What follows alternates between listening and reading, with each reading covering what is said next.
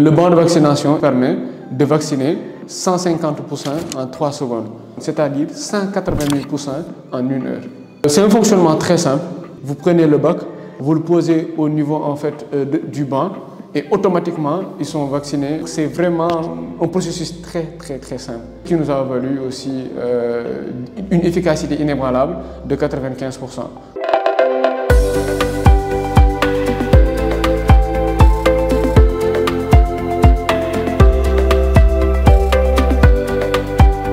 Je m'appelle Mohamed Sy, donc je suis d'abord ingénieur et je suis en même temps aussi gérant et responsable recherche et développement de la structure Ngirwi SARL. Ngirwi en fait a été créé déjà en 2020, mais il faut aussi savoir que ça a débuté depuis que nous étions en 5e avec 3 autres de mes amis. On avait vu les problématiques du Sénégal par rapport surtout à la technologie et aussi par rapport à l'innovation. Donc on s'était dit, on avait fait la promesse de mettre en place une structure de R&D et une structure dédiée à la fabrication de machines industrielles. Et c'est la raison pour laquelle même nos études supérieures ont été basées sur cette logique-là. Et pendant la période de la Covid, nous avons eu à saisir en fait cette chance-là et de nous dire que c'est le moment. Donc commençons en fait à bâtir aujourd'hui cette entreprise qui pourra, Inch'Allah, bâtir le Sénégal dans son industrialisation, mais aussi l'Afrique de l'Ouest dans son expansion et dans sa politique d'innovation. Il y a un gros problème en termes aujourd'hui de vaccination dans le secteur agricole. Je précise qu'au Sénégal, en fait, le taux de vaccination n'est que de 7%. D'habitude, il y a 3 méthodes qui sont utilisées. Il y a en fait la méthode par eau de boisson. D'habitude, on met en fait les vaccins au niveau des abreuvoirs, donc les poussins vont aller voir. Et le principal problème par rapport à cette méthode, c'est qu'en fait, il y a en fait du surdosage et ça peut tuer jusqu'à en fait 25% en fait de la bande. Il y a 2 autres méthodes qui sont très fastidieuses. C'est la méthode en fait par intraveineuse et la méthode oculaire. On met en fait des gouttes au niveau des yeux. Vous voyez comme moi que c'est fastidieux. Le banc de vaccination est un banc qui vous permet de vacciner 150 poussins en 3 secondes.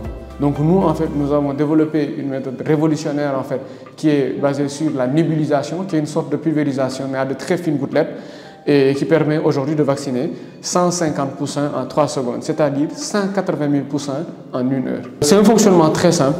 Il y a un bac. Au niveau de ce bac-là, en fait, on met les 150 poussins et dès que vous les y mettez, vous prenez le bac, vous le posez au niveau en fait du banc et automatiquement ils sont vaccinés en 3 secondes. En fait, vous avez besoin de toucher à quoi que ce soit en fait. Donc c'est vraiment un processus très simple. Et ce qui nous a valu aussi une efficacité inébranlable de 95%, comparé aux autres méthodes qui ont en fait une efficacité de 65%. Le banc est vendu à 1 500 000 francs, 500 000 du moins, 1 500 000. Le banc de vaccination a un brevet d'invention reconnu effectivement dans 17 pays d'Afrique, à l'OAPI, d'après le protocole de Bangui. Et là en fait, nous sollicitons vraiment l'État en fait d'avoir un PCT. Le PCT en fait c'est un brevet international qui pourra aujourd'hui nous permettre dans les grandes puissances entre guillemets comme le Japon, les États-Unis et certains pays de pouvoir commercialiser aujourd'hui notre produit là-bas sans avoir en fait à courir le risque que notre technologie soit dupliquée.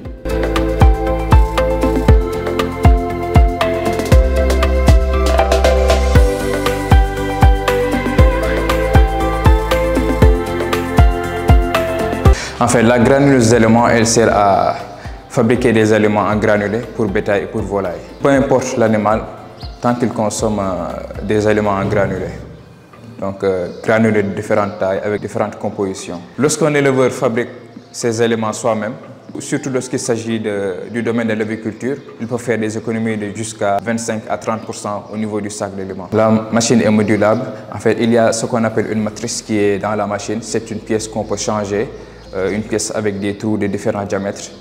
Ces trous-là qui déterminent en fait la taille des granulés. Donc, tu peux en avoir plusieurs et fabriquer des éléments de taille différentes selon l'animal que tu veux nourrir.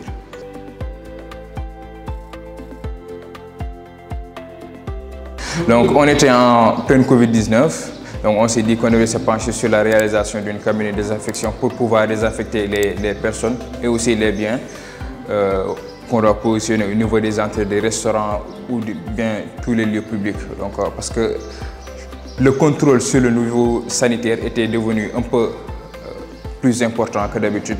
Donc il fallait que l'on puisse en fait contrôler tout ce qui rentre dans les structures privées ou publiques.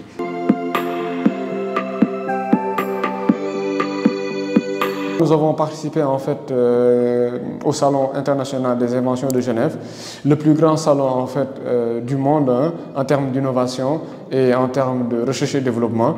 Ngirui a été en fait distingué effectivement. Cela nous a permis surtout aujourd'hui de comprendre et d'être en phase avec tous les autres inventeurs du monde. Et cela nous a permis surtout de nous rendre compte que notre banc de vaccination aujourd'hui résout en fait des problèmes mondiaux. On a été plébiscité par, je dirais, toutes les nations, très sincèrement, et avec humilité. Ngirui a vraiment montré à la face du monde que le Sénégal peut et doit en fait investir dans la R&D, dans l'innovation et surtout dans l'industrialisation. L'objectif en fait, c'est de mettre en place un satellite Made in Sénégal et aussi mettre en place en fait des fusées qui pour moi aujourd'hui en fait on peut avoir une facilité vraiment déconcertante en fait vraiment pour en faire et pour en produire ici au Sénégal et être en fait surtout en fait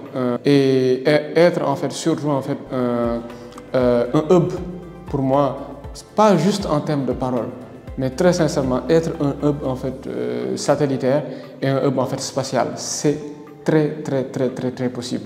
Et vraiment en fait c'est un de nos rêves d'avoir une section en fait de Ngirui qui va se spécialiser que dans le spatial. Nous ne voyons pas l'accompagnement de l'État. Pour moi, l'État doit entrer en fait dans le secteur privé. On a l'exemple de la Chine. L'État injecte des subventions à des coûts de milliards en fait pour développer la Chine. Donc pourquoi pas nous?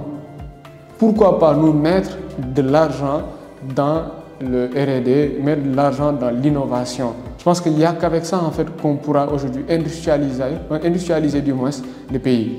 Et je pense que Ngirui est vraiment très bien placé pour en fait aller vers une expansion aujourd'hui industrielle.